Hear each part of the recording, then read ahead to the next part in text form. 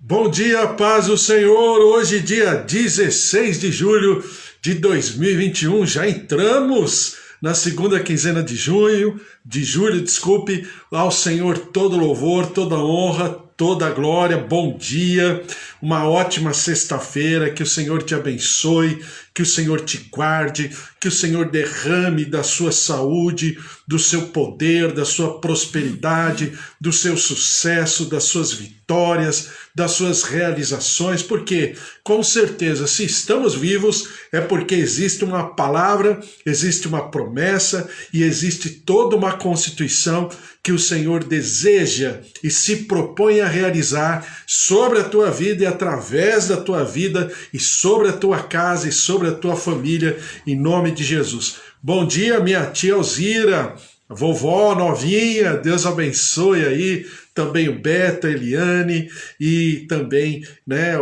o Netinho, Deus abençoe a todos aí, ao Senhor todo louvor, toda honra e toda glória. Também, pastora Mara, Deus abençoe a senhora também, toda a sua família, Milena, Douglas, o Ulisses, o outro o filho que está lá, está em outras bandas, também seus filhos, que são os seus netos, e também a sua nora, em nome de Jesus. Deus abençoe também o seu Ulisses, Deus abençoe toda a família, em nome de Jesus. Que a glória, a presença, o poder, o mover, o Bispo Antônio também, Deus abençoe ao Senhor, Suzy, Priscila, e também o Senhor abençoe toda a família, pastor José Pinheiro e toda a família, o Senhor esteja sobre todos.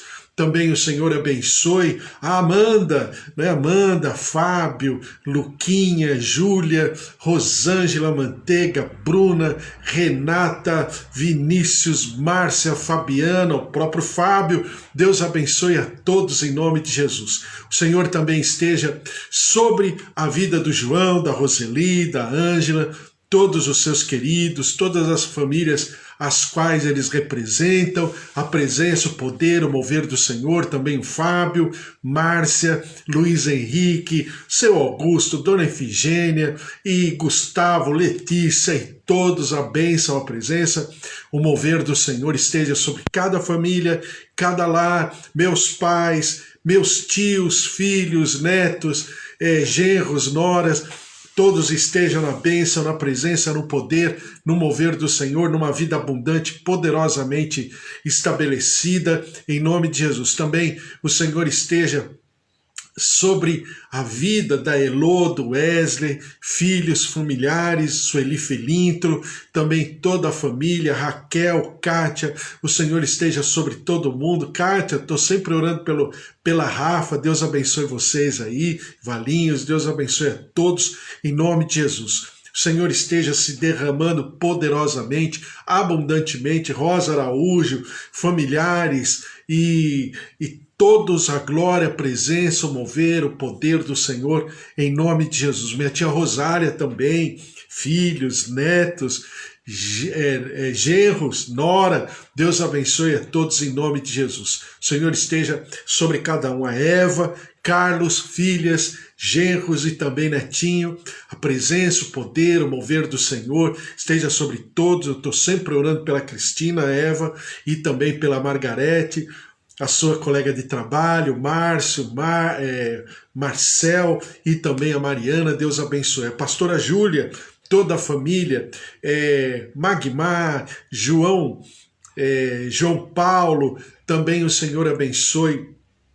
Rafa, Abraão, Deus abençoe a todos, Mariana, o Senhor esteja sobre cada um também e todos os clientes, o pessoal que você tem orado e clamado, o Senhor esteja sobre cada um em nome de Jesus.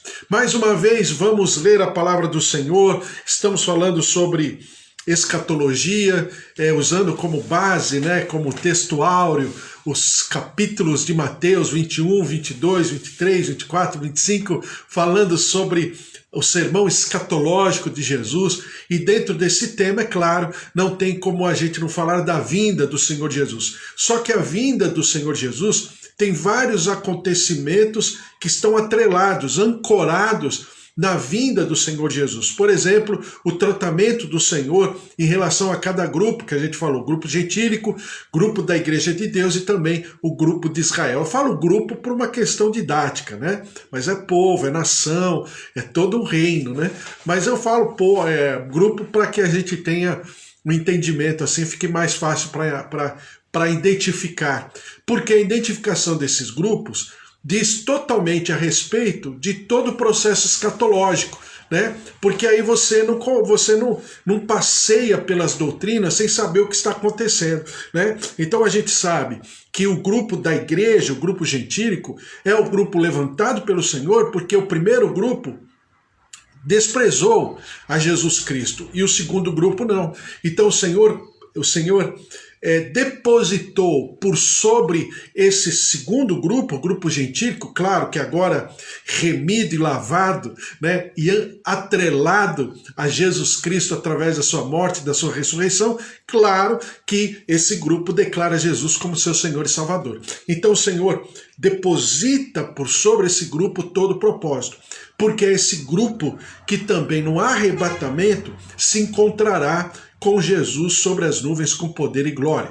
Então porque é antes da segunda vinda, é primeiro a noiva indo se encontrar com o noivo à beira do caminho, fazendo com certeza alusão às figuras de linguagem que tem, né, na liturgia, nos rituais, nas celebrações de casamento, praticamente por todas as culturas. Isso é uma cultura conhecida. É claro que quando você vai para a cultura asiática, o noivo vamos chamar assim, é a peça mais importante do cerimonial. Quando você vai para a cultura ocidental, a noiva é a peça mais importante. Mas não importa, assim, em termos espirituais de entendimento, o que significa o casamento.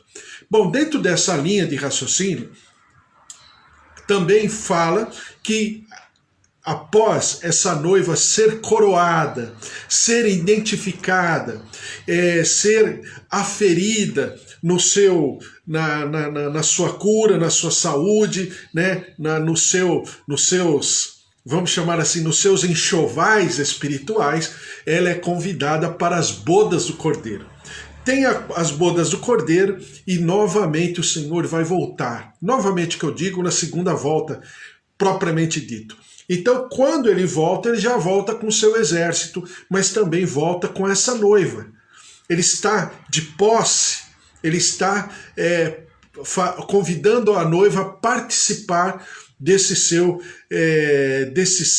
reinado, né? Que aí a Bíblia fala como 1000 anos. Obviamente, na sua volta, haverão pessoas aqui que eu chamo de remanescentes, que principalmente pertencem ao primeiro grupo, fazendo alusão à palavra do Senhor em alguns textos, os últimos serão primeiros e os primeiros serão últimos, exatamente falando sobre esse povo que tem um conhecimento muito forte e um temor de Deus muito grande, não obstante ter, entre aspas, no primeiro momento, rejeitado o rei Jesus. Eles não rejeitaram Jesus na sua condição profética, porque para eles Jesus é um profeta, mas eles rejeitaram Jesus na sua condição de rei, né? Então, há sim realmente vamos chamar um trabalho de reconciliação a respeito disso. Não vou falar dos detalhes agora, mas é só para que a gente saiba. Bom, e aí o que acontece?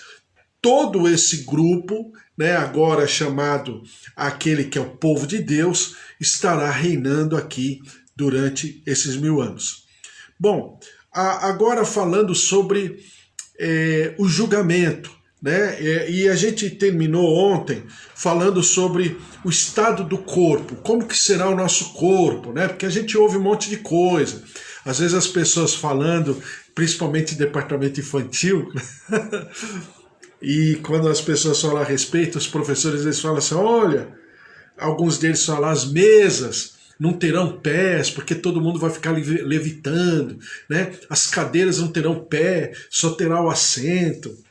Então as pessoas exageram um pouquinho, levam para um outro sentido todo esse momento, né, de restauração. Quando eu falo restauração, por que restauração? É restauração porque diz respeito à criação original do Senhor. Quando nós falamos de criação original, é porque essa criação que nós vivemos hoje, ela é uma criação falível, com validade, né? com registro ali de início e de final. Né? Mas aquilo que o Senhor fez no original, sem a queda da coroa da criação, que é o gênero humano, com certeza toda essa criação ela foi estabelecida numa outra validade, agora dentro da eternidade do Senhor. E é exatamente essa origem que nós viveremos nos novos céus, como diz Isaías, e nova terra. Então isso precisa ser bem trabalhado no nosso interior, para que a gente não fique passeando de doutrina em doutrina e esqueçamos dos rudimentos da palavra. Bom, então falando sobre o nosso corpo, só para terminar aquilo que eu comecei a falar ontem, comecei a falar antes de ontem, então nós teremos, já lemos, qualquer coisa você volta ao que eu falei ontem, tanto na porção estendida, né, do vídeo estendido de 50 e poucos minutos, ou do vídeo reduzido em 25, 26 minutos, eu estou falando a respeito do corpo e dou todas as referências bíblicas. Mas lá já aprendemos que nós teremos o corpo tal qual Jesus Cristo, numa mesma incorruptibilidade. Sempre quando eu falo de Jesus Cristo aí, eu falo de Jesus na sua humanidade, não na sua constituição de segunda pessoa da Trindade, tá? Então, na sua humanidade, nós seremos a imagem e semelhança de Jesus Cristo, não apenas a respeito do seu caráter, mas será estendido sobre todas as condições, inclusive no seu corpo, tá? Então a gente já aprendeu que Jesus tinha uma consistência diferente depois da ressurreição, e é exatamente essa consistência que nós teremos, tá? Onde todas as leis que nós entendemos como existentes hoje, por exemplo, a lei da gravidade, né? Ou aquilo que Einstein pontuou de alguma maneira, a lei da relatividade, né? Ou aquilo que os físicos falam hoje, a física quântica, a matemática quântica, coisas que ainda a humanidade está passeando por sobre esses conceitos, mas todas essas leis, elas serão totalmente alteradas, claro. Não, vamos dizer que Jesus tivesse ressuscitado dentro da lei, dentro dessas leis da física que nós entendemos hoje, né? Então Jesus ressuscitou há 2000 anos atrás. 2000 anos, né? Dentro da nossa lei limitada, dentro da nossa lei da física, ele estaria ainda na esquina do universo. 2000 anos não significa nada para o universo, né? Tanto é que no universo ele é, vamos chamar assim, regido por anos-luz. Esses anos normais nossos não tem como. Por quê? Porque ele é calculado segundo a velocidade da luz, né? Então, se você for segundo a nossa lei da física, Jesus estaria na esquina do universo. Ele só ressuscitou há 2000 anos, né? Mas não. Agora ele ultrapassa essa lei, ele transpõe essa lei.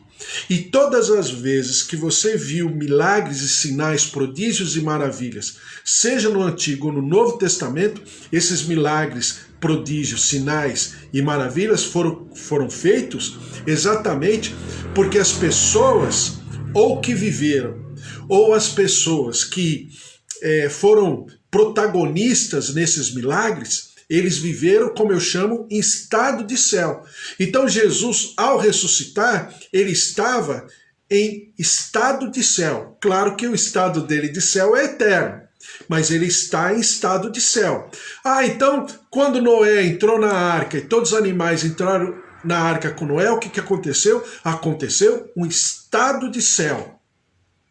Quando a Bíblia fala que você e eu somos embaixadores do rei, significa que nós poderemos se crermos, se estivermos, né, nessa condição, nós poderemos, como embaixadores de uma outra cidade, de um outro reino, né, nós poderemos agir em estado de céu.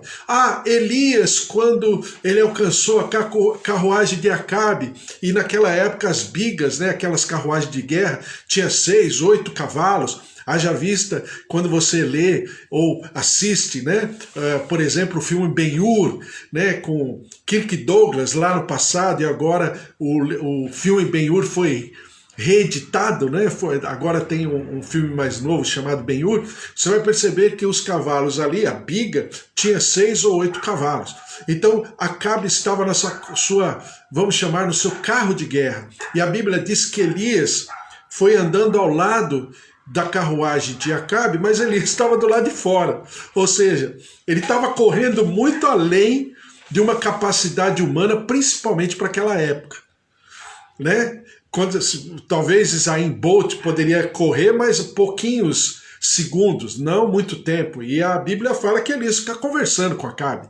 Então Elias está em estado de céu. E assim vai por toda a palavra do Senhor. Quando Josué ordena ao lua ou ao sol e clama ao Senhor para que pare a lua e o sol, estado de céu. E assim por diante.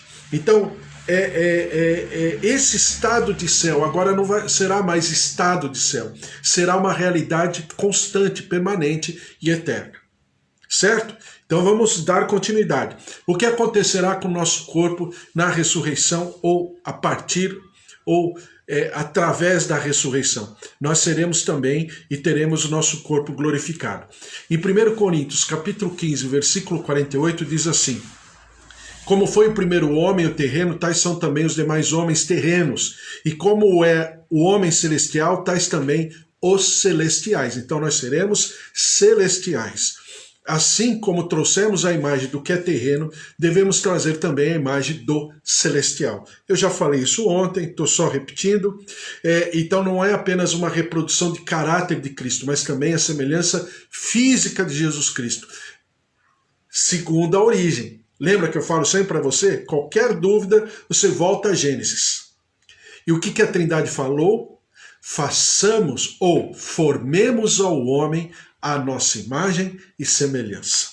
Filipenses capítulo 3, versículo 20 diz assim: pois a nossa pátria está nos céus, de onde também aguardamos o Salvador, o Senhor Jesus Cristo, o qual transformará o nosso corpo de humilhação para ser igual ao corpo da sua glória, segundo a eficácia do poder que ele tem de até subordinar a si todas as coisas. Em 1 João capítulo 3, versículo 2, amados, agora somos filhos de Deus, ainda não se manifestou o que havemos de ser. Sabemos que, quando ele se manifestar, seremos semelhantes a ele, porque haveremos de vê-lo como ele é, e assim mesmo se purifica todo o que nele tem essa esperança, assim como ele é puro. Em Lucas, já falei ontem, Lucas capítulo 24, a Bíblia fala que ele atravessa uma parede, né, quando ele vai se encontrar com seus discípulos logo após a ressurreição, e depois come.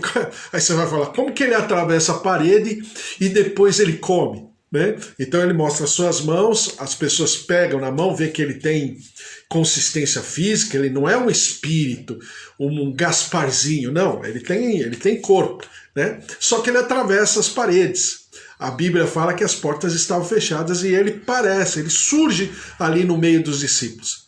Mas depois, para poder provar que ele havia ressuscitado, ele come com os discípulos. A Bíblia fala que ele, no versículo 43 de Lucas 24, e ele comeu na presença deles. No versículo 42 diz assim: então lhe apresentaram um pedaço de peixe assado e um favo de mel. Então poderemos nos alimentar, ou seja, os novos céus e a nova terra de Isaías se manifestará na plenitude. Então haverá criação, porque a Bíblia fala que haverá leão, o leão pastará com a ovelha e tudo, uma outra ordem. Agora a ordem não é mais a morte. Eu sempre falo para você, né, que na nossa, vamos chamar assim, no nosso bioma espiritual, se é que existe esse termo, né? Mas eu estou inventando agora, não li lugar nenhum. Então esse bioma espiritual vai ser alterado, porque hoje você precisa da morte para viver, não é assim? Tudo que você fez hoje, se você já tomou um café, se você já comeu alguma coisa hoje no café da manhã, você com certeza dependeu da morte de algo ou de alguém, ou de uma planta, ou enfim. Por quê? Porque isso é o que rege o mundo agora. Nós vivemos um mundo caído. Mas no mundo perfeito, original, na excelência e na plenitude da Trindade, toda essa lógica ela vai ser alterada completamente. Tanto é que nós só estamos falando aqui por causa da morte de Jesus Cristo, não é assim? Não é assim que eu sempre falo quando a gente conversa sobre ceia do Senhor? O que eu falo sobre ceia e que eu sempre coloco para você?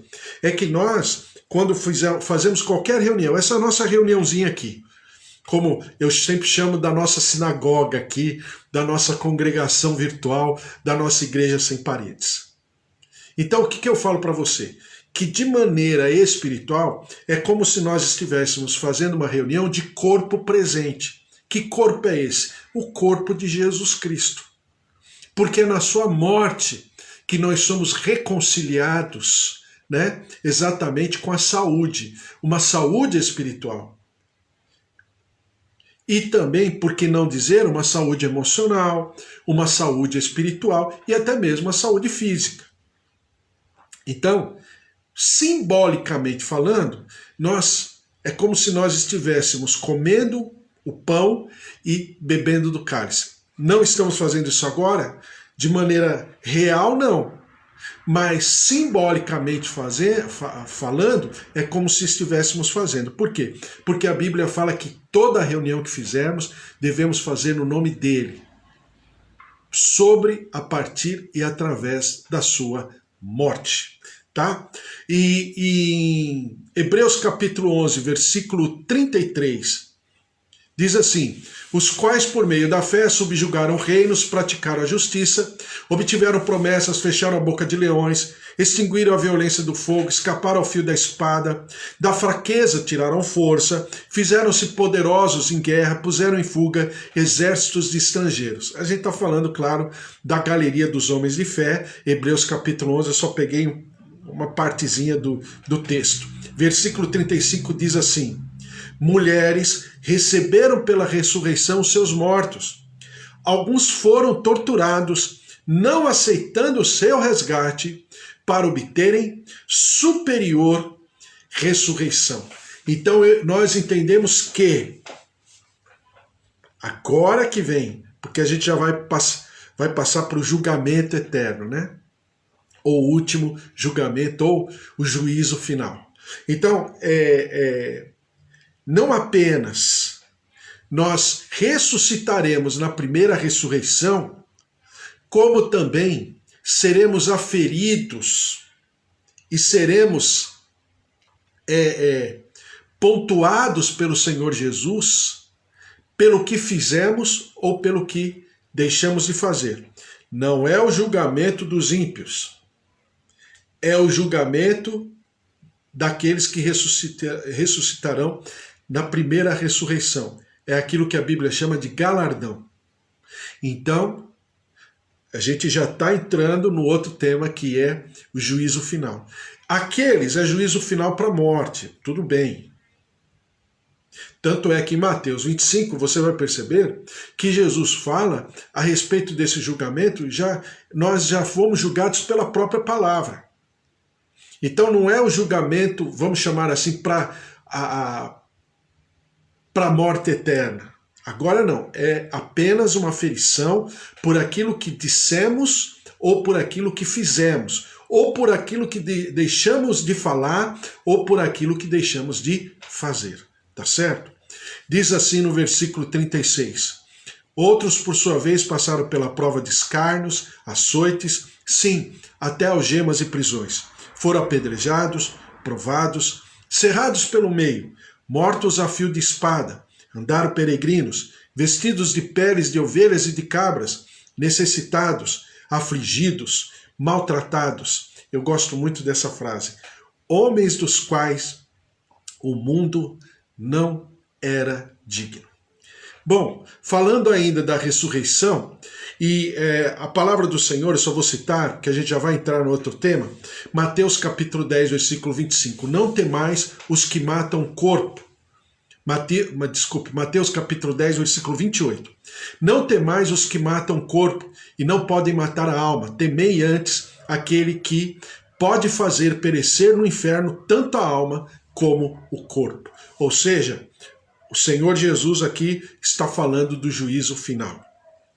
Isaías capítulo 66, versículo 24 diz assim: Eles sairão e verão os cadáveres dos homens que prevaricaram contra mim, porque o seu verme nunca morrerá, nem o seu fogo se apagará, e eles serão um horror para toda a carne, porque está falando exatamente da sentença daqueles que serão ressuscitados na segunda ressurreição.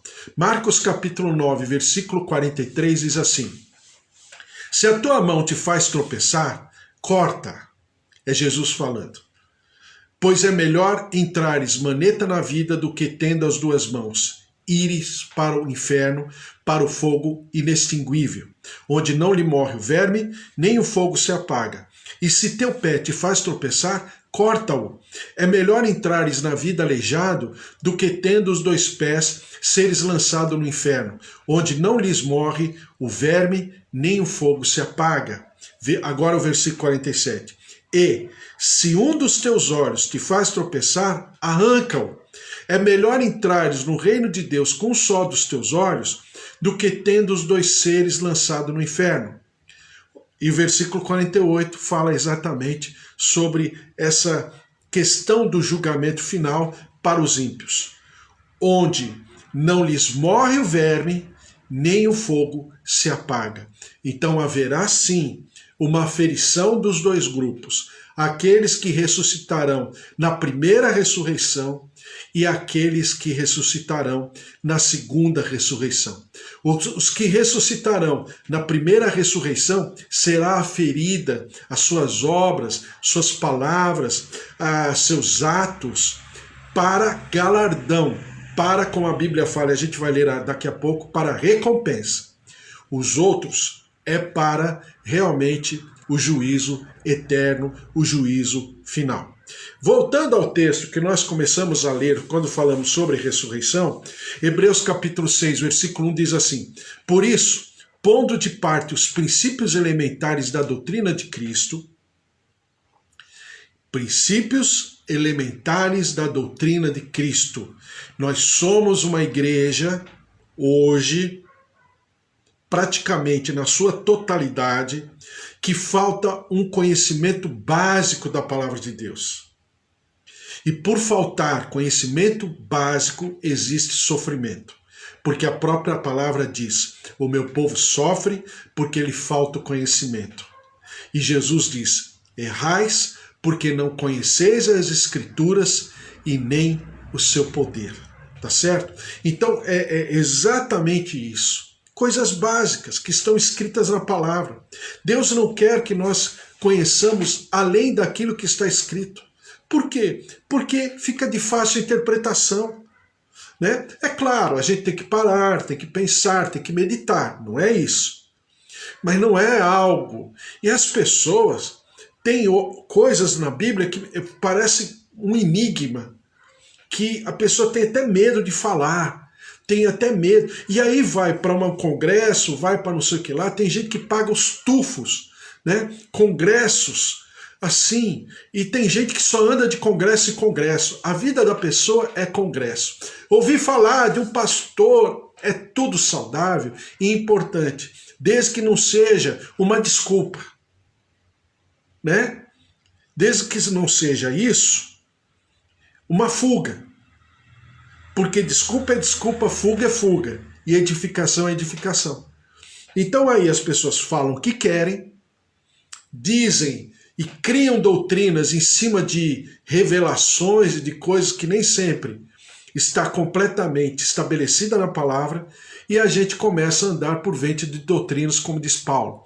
Então nós, como igreja, devemos pensar e devemos ter o mínimo de conhecimento, né? Principalmente, como fala aqui, os princípios elementares. Em outras traduções mais clássicas diz rudimentos da palavra ou rudimentos da doutrina de Cristo. Tá? Deixemos-nos levar para o que é perfeito, não lançando de novo a base do arrependimento de obras mortas, a fé em Deus, o ensino de batismos, a imposição de mãos, da ressurreição dos mortos e do juízo eterno. E agora nós vamos dar continuidade falando sobre o juízo eterno. Então, a gente entendeu que julgamento, como o arrebatamento, ou como a ressurreição, né, são eventos ligados e conectados à volta do Senhor Jesus. Mas cada um desses eventos tem os seus acontecimentos distintos, onde sempre será pontuado aqueles que são do Senhor, aqueles que são lavados e remidos pelo sangue do Cordeiro, aqueles que são chamados por Hebreus. É que eu falo que Paulo é quem escreveu Hebreus, mas pelo livro de Hebreus, que são chamados de um reino de primogênitos, né? Por que reino de primogênito? Fazendo alusão aos patriarcas. O primogênito tinha todas as constituições, né? Como foi Abraão, Isaac e Jacó principalmente. Por quê? Porque eles tinham a bênção de toda uma recompensa, né? De toda uma herança, mas tinham a responsabilidade de ser os patriarcas das suas famílias, mas também tinha a constituição sacerdotal. Então é por isso que a Bíblia fala um reino de primogênitos. E a palavra também fala que é um reino de sacerdotes, tá? Então é exatamente esse povo, esse grupo, não será ressuscitado e também não será julgado junto com o outro grupo. O outro grupo, que é o grupo dos injustos, como diz a Bíblia, será ressuscitado num outro momento e será julgado num outro momento. Julgamento vem depois da ressurreição. Esses para galardão, esses para vida eterna, esses para recompensa, conforme aquilo que fizeram. Esses aqui para o juízo e para o julgamento e para a sentença eterna. Certo? Então vamos continuar. Marcos 16. Marcos capítulo 16, versículo 15 diz assim: E disse-lhes: Ide por todo o mundo e pregai o evangelho a toda criatura. Quem crer e for batizado será salvo. Quem, porém, não crer será condenado. Então, como será ferido aqueles que vão ressuscitar, aqueles que vão ser julgados como primeiro grupo, e como será ferido aqueles que ressuscitarão e serão julgados como segundo grupo? Ora, segundo aquilo que creram em vida. Então, tudo aquilo que dizem a respeito de uma segunda chance, ou na cultura católica, né, que diz sobre purgatório, vamos dizer assim, um lugar assim em que a pessoa vai passar por um período para depois ser julgada novamente, não é bíblico, não está dentro dos eventos de escatologia, tá? João capítulo 3, versículo 17 diz assim: Porquanto Deus enviou o seu Filho ao mundo, não para que julgasse o mundo, mas para que o mundo fosse salvo por ele. A primeira vinda do Senhor Jesus é para salvação, não é para julgamento. A segunda vinda do Senhor Jesus é para julgamento, tá? E para, claro, a instauração plena do seu reino. Versículo 18. Quem nele crê não é julgado. O que não crê já está julgado. Então o julgamento é feito em vida. O nosso julgamento está sendo estabelecido hoje, agora. É por isso que a porta da graça está aberta para todos, certo? O que não crê já está julgado, porquanto não crê no nome do unigênito Filho de Deus. João capítulo 12, versículo 47. Se alguém ouvir as minhas palavras e não as guardar, eu não julgo, porque eu não vim para julgar o mundo, e sim para salvá-lo. Quem me rejeita, versículo 48 de João 12, quem me rejeita e não recebe as minhas palavras, tem quem o julgue. Olha só quem vai julgar essa pessoa. A própria palavra que tenho proferido. Essa o julgará no último dia. Então a própria palavra depende de mim. Se eu vou receber essa palavra e vou assimilar, absorver, acomodar no meu coração ou não. Então a própria palavra, por si só, ela já vai ser, né, uma ferição de julgamento, um instrumento de julgamento. Não precisa Deus julgar isso. A própria atitude, a própria maneira de comportamento, de se comportar em relação à palavra, é que vai julgar ou vai julgar a nós todos, tá? Diz a palavra, versículo 49 de João capítulo 12. Porque eu não tenho falado por mim mesmo, mas o Pai que me enviou, esse me tem prescrito o que dizer e o que anunciar. E sei que o seu mandamento é a vida eterna. As coisas, pois, que eu falo, como Pai não tem dito, como o Pai mo tem dito, assim falo. Então, os julgamentos posteriores selam o que já foi definido, no sentido de salvação, e determinam recompensa por obras ou das obras. Então, é por isso que eu falo para você que uma vida com Deus, o conhecimento da palavra de Deus, precisa ser constante, todos os dias, meditando, pensando, aferindo, né? E colocando a nossa vida, né, sob júdice, sob o altar do Senhor, exatamente para saber como estamos indo. A Bíblia fala lá, e Paulo fala na Santa Ceia, né? Examine-se o homem a si mesmo, porque se nós nos examinarmos a nós mesmos, de ninguém nós seremos aferidos, ou seja, de ninguém seremos julgados, não precisa. Eu mesmo vou me julgar, eu mesmo vou aferir, eu mesmo vou estabelecer critérios para dizer se eu estou de um jeito ou estou de outro. O próprio mover, a própria presença do Espírito Santo em mim, se eu me abrir para isso, vai me aferir, tá certo? A própria palavra me aferirá. A própria palavra me julgará. A própria palavra estabelecerá um juízo de valor, se é para a salvação, para a absolvição, ou se é para a condenação. E, claro, a partir de uma declaração que eu creio no Senhor Jesus como meu Senhor e Salvador, porque eu já criei no meu coração que Ele é meu Senhor. Está lá em Romanos capítulo 10. Glória a Deus, estamos falando sobre escatologia, os temas maravilhosos e revendo, né? Na verdade, fazendo uma revisitação em todos os conceitos para que possamos aprender e também nos aprimorarmos, crescermos, nos desenvolvermos no Senhor, em nome de Jesus, e acrescentarmos a nossa fé, em nome de Jesus. O Alex, oi Alex, tudo bem? Bom dia, Bispo Rubens, e aos irmãos, Deus abençoe a todos, bom dia. O Bispo Antônio também, paz do Senhor a todos os irmãos. Obrigado, Bispo Antônio.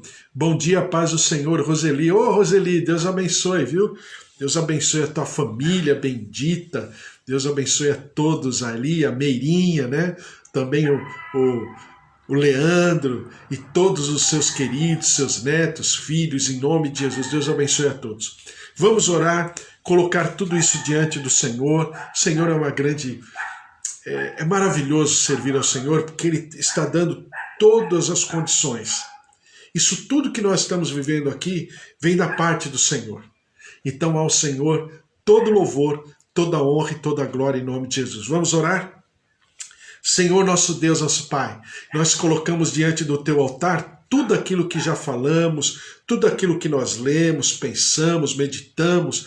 Ó Deus, que a Tua edificação, a Tua exortação, o Teu consolo, o aprendizado possam transpor o conhecimento didático, teórico, teológico e possa fazer parte integrante da nossa vida, do nosso caráter cristão, da maneira de sermos, da maneira de pensarmos, da maneira, ó Deus, de olharmos ao nosso redor, estabelecendo um juízo de valor por sobre todas as coisas. E nós te daremos sempre todo louvor, toda honra e toda glória. Derrama-te sobre cada um que está aqui, nossos pais, todos aqueles que eu já nominei, a tua glória, a tua presença, a tua graça, a Eva também, Carlos, filhas, genros, netinho, Deus abençoe a todos, a Cristina também, a Margarete, toda a sua família, a glória, a presença, o poder, o mover do Senhor se derramando, nossos idosos, nossos avós, nossos pais, nossos tios, o marido, a esposa, filhos, netos, sobrinhos, genros, noras, derrama-te, ó Deus. Derrama-te com a tua glória, com o teu poder, com o teu mover. E nós daremos sempre ao Senhor toda a honra e toda a glória. Te clamamos por aqueles que entrarão em outro momento, em outro dia. Ó Deus, visita as suas famílias, visita, ó Deus, as suas circunstâncias, traz da tua cura, da tua saúde, nossos queridos. Senhor, em nome de Jesus, eu te clamo pela vida do Márcio, que está passando pela Covid-19, está na UTI. Senhor, de poder e de maravilhas, traz da tua ressurreição, traz da tua cura, da tua saúde, da tua reconstrução, da tua restituição de saúde, de vida. Ressuscita, toca, cura, visita, ó Deus, todos os servos teus que estão passando pela Covid-19. Ó Deus, nós te clamamos, move-te dos céus, traz da tua saúde, Senhor, órgãos, fígado, rins, pâncreas, tireoide, células, sangue, ouvidos, olhos, nervos, tendões. Recebam a vida, recebam o Espírito, mover a plenitude do Espírito de ressurreição. Em nome de Jesus, toca, Senhor, visita. Nós repreendemos a enfermidade, a inflamação, a infecção, os diagnósticos e declaramos o poder da vida, o mover da plenitude, do derramar das águas curadoras do Senhor nosso Deus. E nós daremos sempre ao Senhor toda a honra e toda a glória. Senhor, nós te clamamos pelo nosso Brasil. Tem misericórdia do nosso povo. Ó Deus, a nossa gente sofrida, enfraquecida, até mesmo entorpecida pelo diabo, por situações e maldições. Senhor, quebra a cegueira, move-te dos céus, traz da tua glória, do teu discernimento, do mover do teu Santo Espírito, convencendo do pecado, da justiça e do juízo. Perdoa-nos como nação, mas também perdoa-nos como igreja de Jesus Cristo, que nem sempre nós estamos agindo, pensando, falando, ó Deus, como reino, como um ambiente, ó Deus, de aprendizado, de cura, de libertação. Por isso, ó Deus, que nós possamos viver o ministério do corpo de Jesus Cristo, a flor da nossa pele, e o Senhor seja glorificado, honrado, dignificado por aquilo que fazemos, por aquilo que vivemos, por aquilo que pensamos, em nome de Jesus. Abençoa o nosso país, ó Deus, quebra, sara a nossa terra, quebra a maldição, em nome de Jesus. Também te clamamos pelo presidente da República, pelo Bolsonaro, que está passando aí por tratamento, situações que está em internação aqui em São Paulo. Que a tua glória, a tua presença esteja sobre a sua vida, sobre o seu governo e tudo aquilo que ele deseja e tudo aquilo que ele se propõe, mas principalmente por causa do seu chamado e da sua unção, porque foi o Senhor quem o separou, foi o Senhor quem o consagrou a essa tarefa. Por isso derrama-te, ó Deus, e que o nosso Brasil esteja sendo curado, visitado, liberto, sarado em nome de Jesus. Senhor, derrama-te sobre nós, cada um de nós que estamos aqui. Que tenhamos uma sexta-feira maravilhosa, uma sexta-feira plena da perfeição, da alegria do teu poder, que seja uma sexta-feira inesquecível e memorável, tenhamos vitórias, tenhamos boas notícias, a tua palavra seja, ó Deus, luz para os nossos caminhos, lâmpada para os nossos pés, e nós possamos prosperar, realizar, ó Deus, na tua palavra, na tua presença, na tua inspiração, em tudo que fizermos, as tarefas, as responsabilidades, e nós daremos sempre ao Senhor todo louvor, toda honra e toda glória, e que nós possamos prosperar em nome de Jesus. Por isso que a tua graça, a tua glória esteja sobre cada um de nós, em nome de Jesus. Amém? Glória a Deus. Amém. Porque se Deus é por nós, quem será contra nós? Se o Senhor é o nosso pastor, de nada nós teremos falta. E que o amor de Deus Pai, a vida vitoriosa em Jesus Cristo e as consolações do Espírito Santo, do Deus vivo, esteja sobre a tua vida, e tudo que você fizer, você seja bem sucedido, e o Senhor ordene os seus anjos a teu respeito, e você possa avançar, possa conquistar e realizar para aquele que era, é e sempre será o autor e consumador da tua fé, em nome de Jesus. Amém? Glória a Deus, até amanhã. Amanhã, sábado, às 10 horas da manhã, estamos aqui de volta, estamos falando sobre escatologia. Qualquer coisa, entre naquilo que eu já falei, estou falando bastante tempo já sobre escatologia e estamos abordando todos os assuntos de maneira bem assim, né? Bem tranquila e tal, é uma grande bênção. Olha, se inscreva no Instagram, se inscreva no Facebook, se inscreva lá no YouTube está tudo direitinho assim, tudo que eu já falei, se inscreva no canal, compartilhe, divulgue a palavra de Deus, dê o teu joinha, teu coração, e seja uma grande bênção, e você tenha uma sexta-feira maravilhosa. Deus abençoe, fica na paz, até amanhã às 10 horas. Deus abençoe, tchau, tchau. Tchau, Bispo Antônio, beijo para você, tchau, tchau.